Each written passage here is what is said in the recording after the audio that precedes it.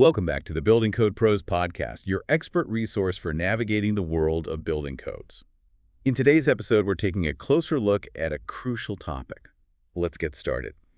So when you crack open the IRC, the International Residential Code, I think most folks, they tend to just flip right past those first, 30 pages or so? Oh, absolutely. Straight to the foundations, the framing, the stuff they deal with every day. Right. They look at Chapter 1, Scope and Administration, and Chapter 2, Definitions, and think, that's just boilerplate legal stuff. But here's the thing.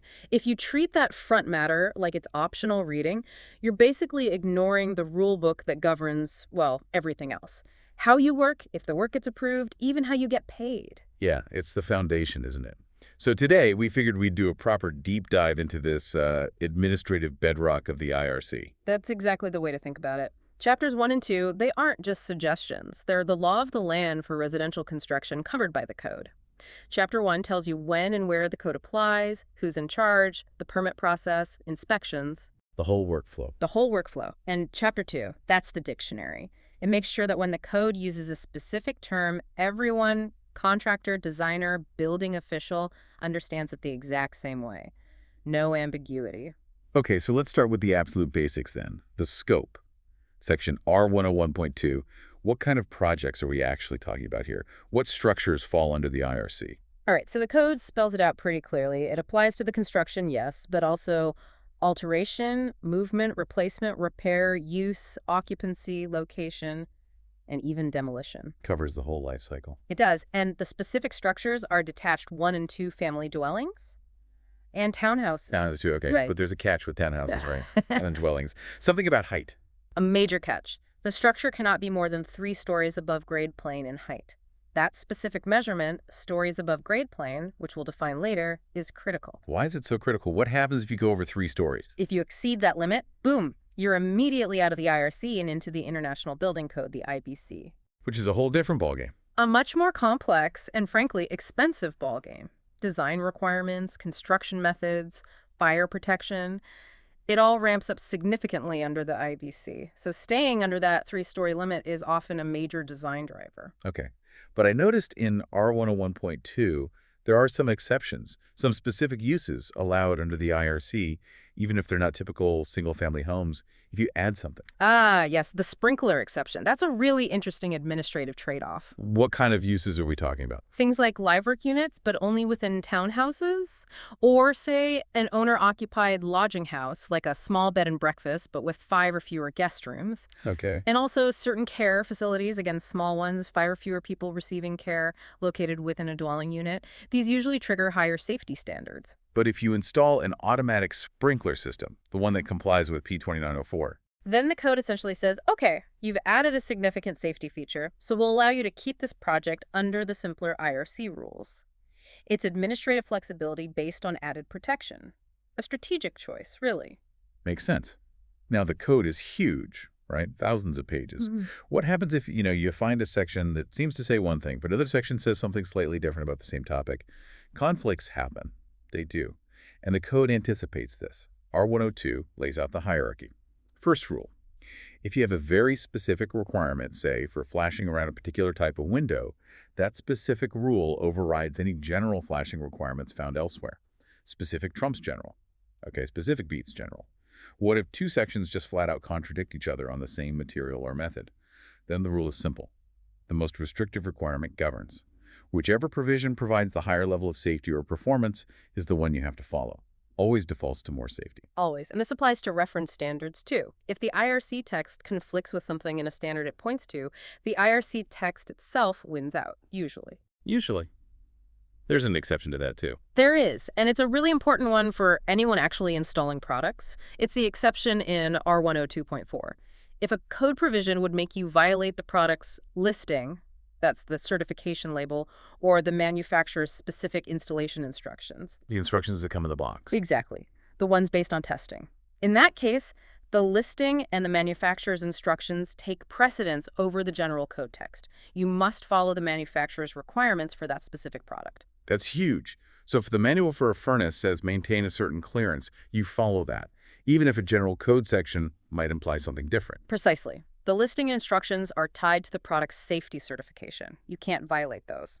Okay, this brings us nicely to the person who makes all these judgment calls on site. The building official, or BO. R103 establishes this role. Yep, the BO is the enforcement arm. Their job, according to R104.1, is implementation, administration, and enforcement of the code. And Chapter 2 gives us a key definition here, shall. How does that apply to the BO? Well, Chapter 2 defines shall as mandatory, period. So when the code says the building official shall do something, review plans, perform an inspection, it's not optional. It's a required duty. And another key term, approved. What does that mean in code language? Approved simply means acceptable to the building official. It doesn't necessarily mean it's listed or certified by a third party, though often it is. Ultimately, it's the BO who gives the green light on materials systems compliance. They're the final word on acceptance. It sounds like quite a bit of power vested in one person or one office. It is. And they have significant discretionary powers, too, outlined in R104. It's not just about checking boxes. Like what kind of powers? Can they just ignore the code if they feel like it? No, definitely not ignore it. But they can approve alternatives. Say you want to use a new, innovative building material or a unique design that isn't explicitly covered in the code. Under R104.2.2, the BO is authorized to approve it if you, the applicant, provide sufficient evidence.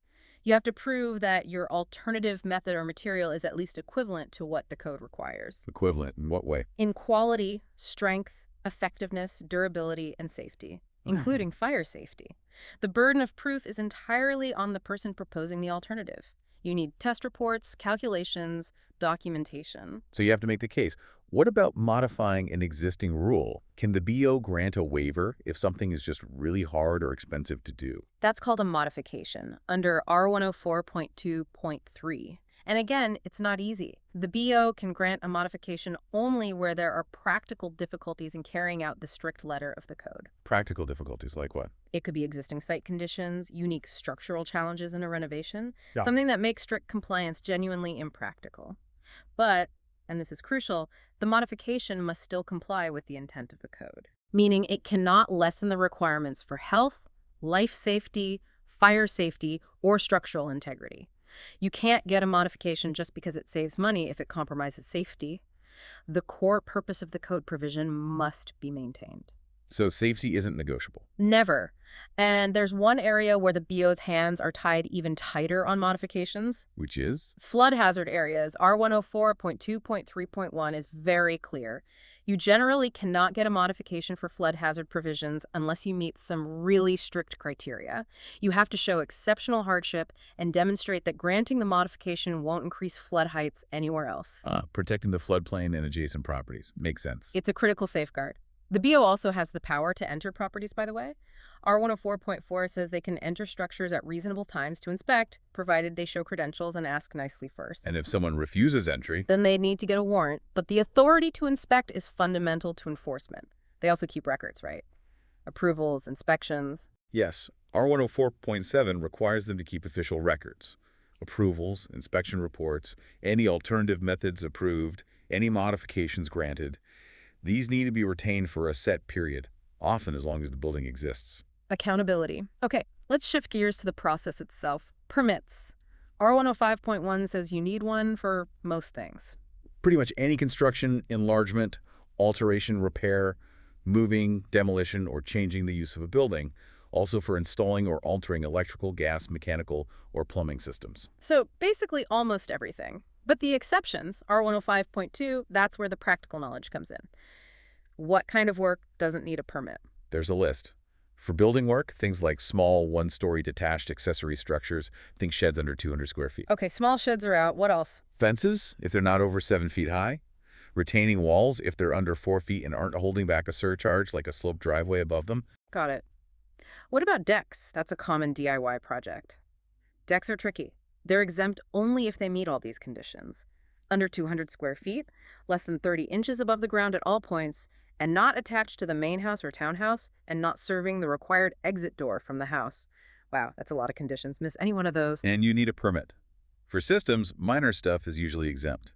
Replacing a light fixture, connecting portable appliances, low-voltage wiring like for thermostats or doorbells. Under 25 volts and 50 watts usually doesn't need a permit. But the big trap seems to be ordinary repairs. R105.2.2. What distinguishes an exempt repair from work needing a permit? This is where Chapter 2 definitions become critical again. Repair versus alteration. A repair is defined as fixing or renewing existing parts for maintenance, like patching drywall or replacing a broken window pane. That's often exempt. Okay, simple fix-it stuff. But an alteration is any construction or renovation other than repair or addition. If your repair involves cutting into or replacing any part of a load-bearing element, like a stud wall that holds up the roof, Permit needed. definitely. Or if you change the means of egress, like moving a doorway or changing a window that's required for escape. Or if you relocate significant plumbing pipes or electrical wiring, even if you're just replacing old with new in a different spot. That crosses the line from repair to alteration. You need a permit and inspections. Exactly. It's about the scope and impact of the work, not just replacing a component. And once you get that permit, don't sit on it. Right, the expiration clause. R105.5. Permits expire if you don't start the work within 180 days of getting it. Grr. Or if you start work but then stop and there's no approved inspection for 180 days, the permit can become invalid then too. You got to keep the project moving. Keep those inspections scheduled. Yeah. Which brings us to the inspection sequence itself, R109.1. This is the roadmap everyone needs to follow. Absolutely. What are the main checkpoints? It starts at the bottom. Foundation inspection. Before you pour any concrete, the BO needs to see the forms, the trenches, any reinforcing steel is correctly placed. Okay, foundation first, then what? Then comes the rough-in stage. This is crucial. All the hitting stuff. Plumbing pipes, mechanical ducts, electrical wiring, all of that needs to be installed and inspected and approved before anything gets covered up. Before insulation, before drywall. Exactly. And critically, these rough inspections usually have to happen before the framing inspection. Yeah. You can't call for framing until the guts of the building are signed off. Got it. So foundation, then rough-ins, then frame. Then the frame and masonry inspection. This happens after the roof. All the wall framing, fire blocking, and bracing are in place, but before you cover it up internally or externally. They check the structural integrity. Okay. Any others before the end? Yes. If you have fire resistance rated construction, like walls between townhouse units or around a garage, there's often a specific inspection for that after the lath or gypsum board is up, but before you tape and finish it. They need to see the joints and penetrations are done right. Makes sense. And the final step. The final inspection, R109.1.6. This happens after everything is done, all systems are operational, grading is finished, everything the permit covered.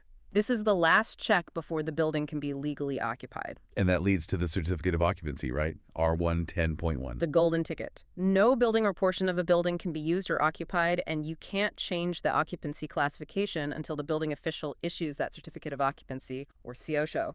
That's the official sign-off. Okay, we've covered a lot of the how and when. Let's circle back to Chapter 2, the definitions. We've hit a few, like shall, approved, repair, alteration. Why is this chapter so vital? Because R2.1.1 basically says, these definitions establish the precise meaning of terms used throughout the code. It ensures consistency. Words can have general meanings in English, but in the code, they have very specific, legally binding meanings. Let's tackle a really important one we mentioned earlier, story above grade plane. This determines if you're even in the IRC. How is that defined? It sounds complicated. It is a bit dense, legally speaking. But practically, think of it this way. The code wants to prevent people from building huge structures that are technically low to the ground on one side, but effectively 4 or 5 stories tall on the other, like on a steep hill. Okay, so how does it measure that?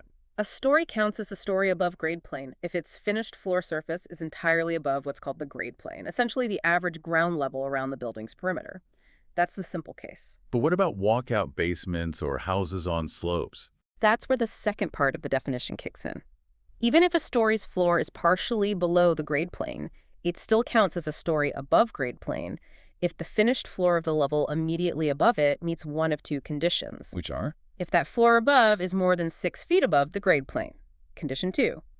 If that floor above is more than 12 feet above the finished ground level at any single point around the building exterior. Whoa.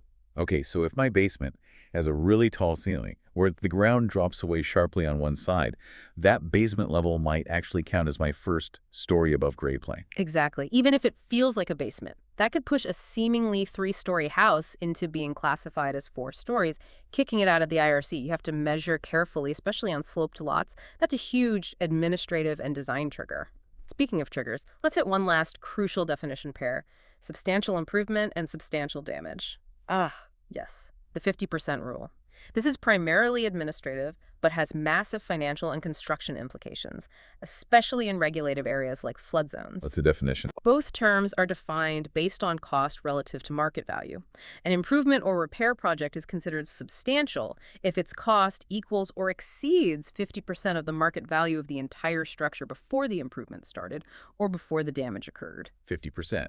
So if a house is worth $400,000 before a flood, and the damage repair costs $200,000 or more. It's substantial damage, and if you're doing a voluntary renovation on that same $400,000 house and the project cost hits $200,000. It's a substantial improvement. Why does that matter so much? Because triggering that substantial label often means the entire structure, not just the part being worked on, must be brought up to comply with all current code requirements, especially critical rules like flood elevation requirements in flood hazard areas. It can turn a renovation into a near rebuild, requirement-wise. That's a massive financial and regulatory jump.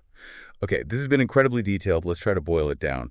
What are the, say, 3 or 4 absolutely essential takeaways from chapters 1 and 2 for our listeners? All right, takeaway number 1, know the scope. The IRC is strictly for 1 and 2 family detached homes and townhouses under that crucial 3-story above grade plane limit. If you want to do something slightly different, like a small live work unit or care facility, plan on needing sprinklers to stay under the IRC. Okay, scope and its limits. Number 2. Respect the building official's authority, but understand its bounds. They interpret the code, they approve alternatives if you prove equivalency, and they can grant modifications for practical difficulties, but only if safety isn't compromised. Document everything when dealing with them. Got it. Authority and documentation. 3rd point. Master the permit exemptions, but be cautious. Know what small jobs like low fences or tiny sheds are exempt, R105.2. But be incredibly careful about the line between ordinary repair, often exempt, and alteration, needs a permit.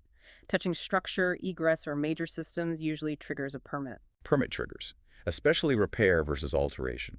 And 4th, the definitions in Chapter 2 are non-negotiable. They are the code's legal language. You must understand precisely what terms like alteration, repair, story above grade plane, and substantial improvement mean. Getting these wrong can completely derail your project's compliance path and budget. definitions are the dictionary you can't ignore. Absolutely. And it'd be a provocative thought to leave folks with, tying some of this together. Imagine you're bidding on a large renovation, let's say $300,000 worth of work, on an older coastal home, clearly in a flood hazard area. Okay. Before you even think about structural plans or material takeoffs, your very first step should be administrative. You need to determine the pre-project market value of that home. Why? Because if that $300K cost hits the 50% threshold, making it a substantial improvement. The whole project scope changes instantly. You're now potentially looking at elevating the entire structure, using flood-resistant materials throughout, meeting all current wind codes. Requirements triggered purely by that administrative definition in Chapter 2, based on the financial threshold in Chapter 1. Forgetting that upfront calculation can lead to millions in unforeseen costs or liability, it starts with the admin.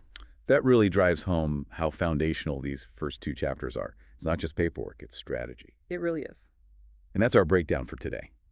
We hope this gives you a clear understanding of the topic. For more articles and resources, be sure to visit buildingcopros.com.